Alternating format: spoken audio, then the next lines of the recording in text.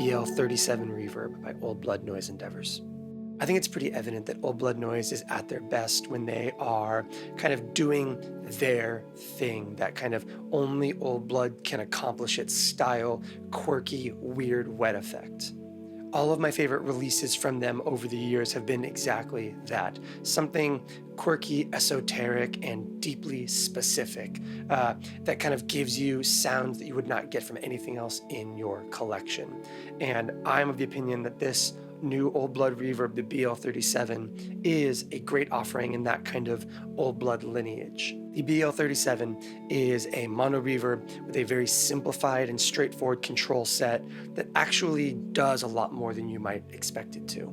You have a mix control going from fully dry to fully wet, a master volume, and in our sound samples we'll get into why this thing has and deserves a master volume output control, a clock slider that goes across the middle, and a feedback control. That may seem like a very, very parsed down set of features, but here's the reality of the situation. That clock slider and that feedback control accomplish multiple things each. That clock control is not only going to be the fidelity of your reverb, but that also is going to have other implications. The kind of higher, faster, higher fidelity clock positions are going to result in a snappier, more lively reverb that gets brighter, louder, decays faster, and has a lot more kind of immediacy. Whereas at the far extreme, the other direction, not only are you going to get some clock noise, but you're also going to get darker, moodier, slower moving reverbs that kind of evolve in more patient ways. By the way, this is why you have a master volume output control.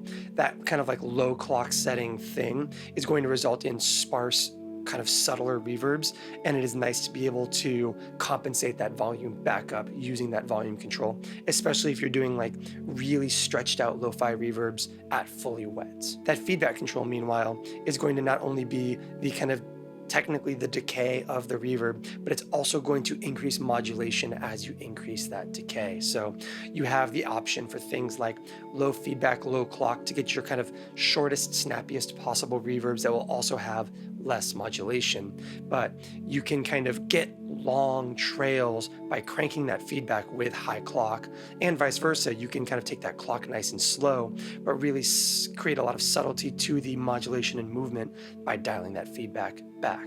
It's a fascinating reverb to kind of knob twist with, because even though all you're really doing is moving one slider and one knob, the kind of multiple points where the modulation that the clock offers you and the modulation that the feedback offers you kind of give you two separate points to play with that opens up a ton of different textures. And similarly, the kind of inherent decay to the clock setting alongside that feedback control gives you a variety of ways to pick exactly how your reverb responds and decays. Yeah, this is a quirky, strange, and surprisingly fun little reverb device here. So let's get to our sound samples. Let's go to our top-down board and really kind of dig into just how much these controls kind of rely on one another to create really fascinating reverb textures. As always, before we get into our sound samples, let's go ahead and talk through our signal chain and the context we are working in.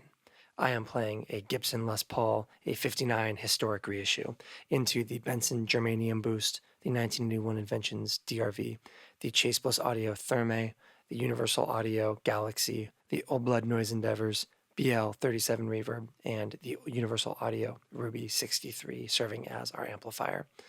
We are recording into Universal Audio's Luna as our DAW. For these sound samples, we're going to leave everything bypassed except for the amp itself, and this is what our dry tone sounds like.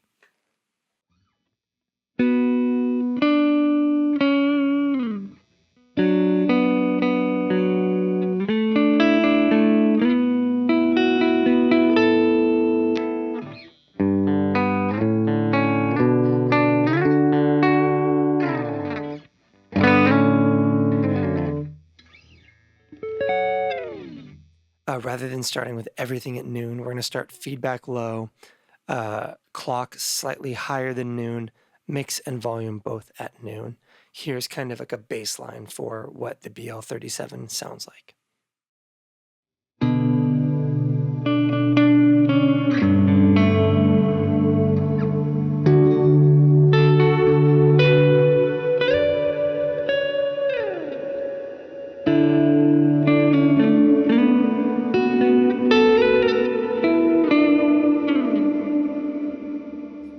couple key things to pay attention to here. The clock is obviously going to control both the kind of quickness of the reverb as well as kind of the brightness and the overall presence. The feedback is going to supplement the kind of delay trail length alongside the clock, but will also kind of serve double duty as a modulation control. The volume is going to be master for wet and dry, and mix is going to go from fully dry to fully wet. Let's start off by taking a look at our mix and our volume.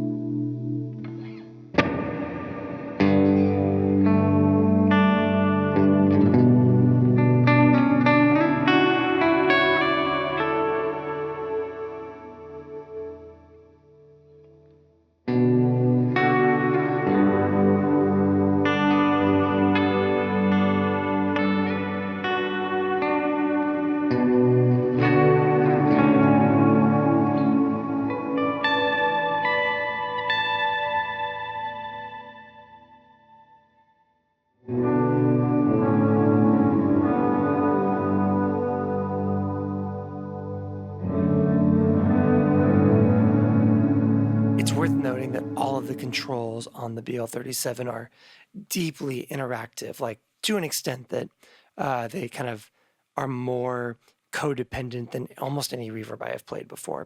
And a great example of that is, let's take that mix back to noon and hear kind of how the reverb feels like it sits relative to your dry signal at a lower clock sound versus a kind of maxed out clock sound.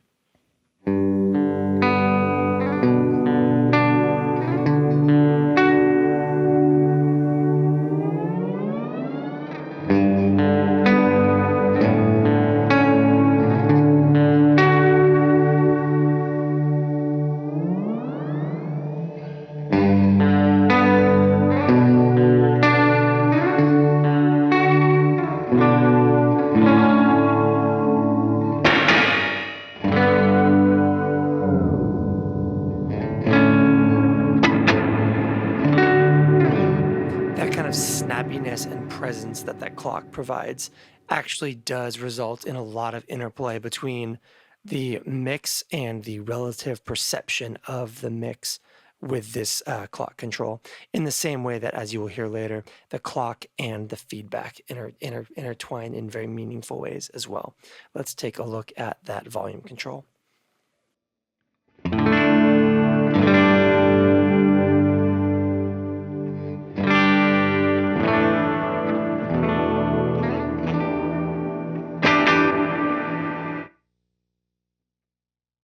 Could have seen that coming.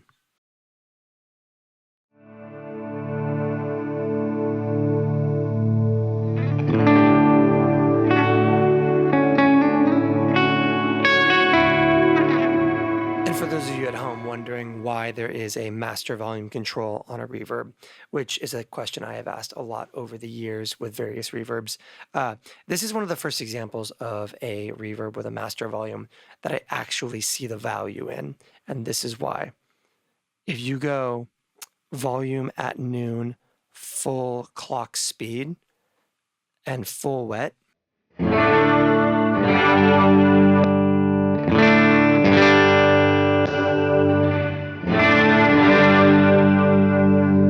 kind of relative volume between that reverb trail and the dry guitar are about the same. But if you crank that clock way down, the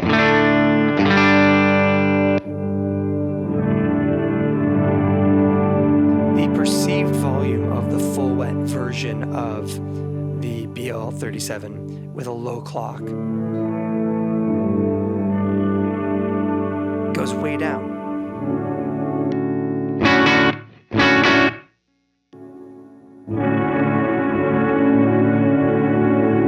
And so being able to crank that back up is actually deeply useful.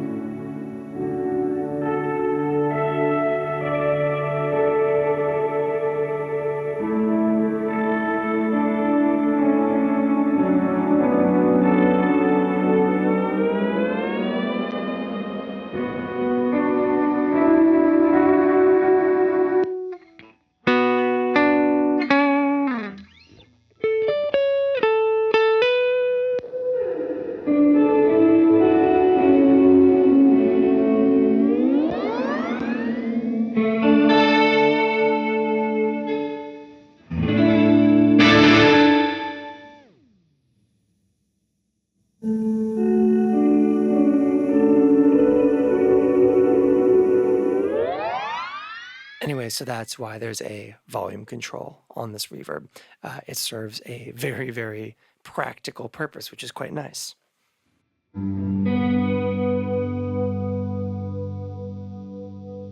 Let's go ahead, take that clock somewhere in the middle, kind of higher middle, so we get that brightness and that presence, and let's listen to that feedback control.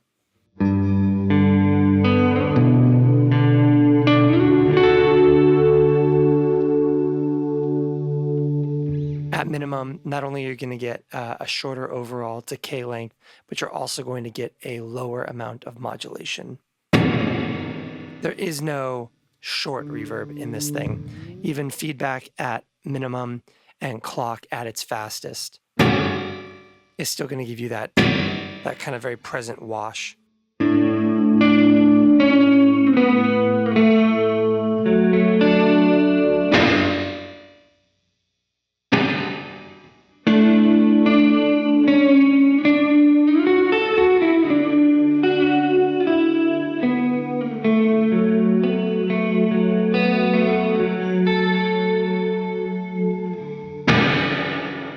You're hearing longer decay times, but also you'll notice more modulation.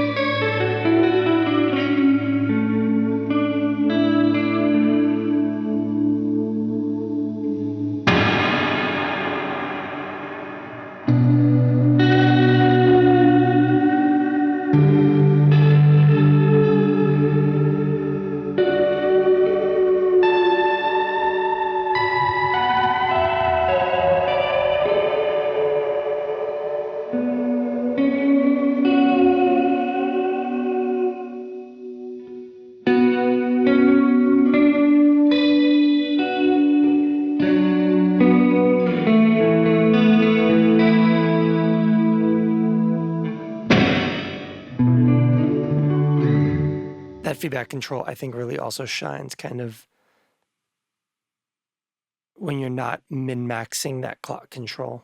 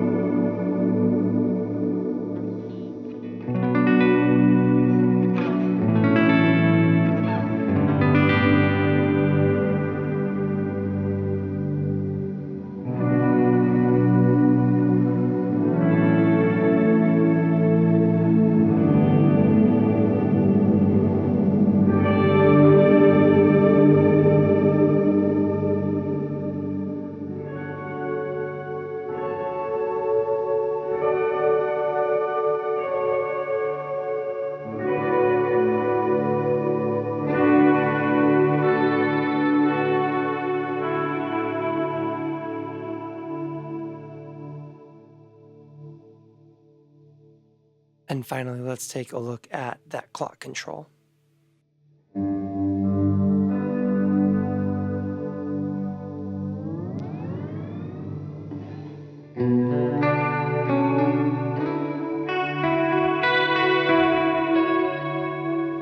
At its kind of maximum, you're going to get a lot of treble, a lot of snappiness, more of like a tiled room kind of response. And at its lowest, you're going to kind of drift down into incredibly lo-fi textures that include a lot of kind of white noise from really low resolution clock sounds.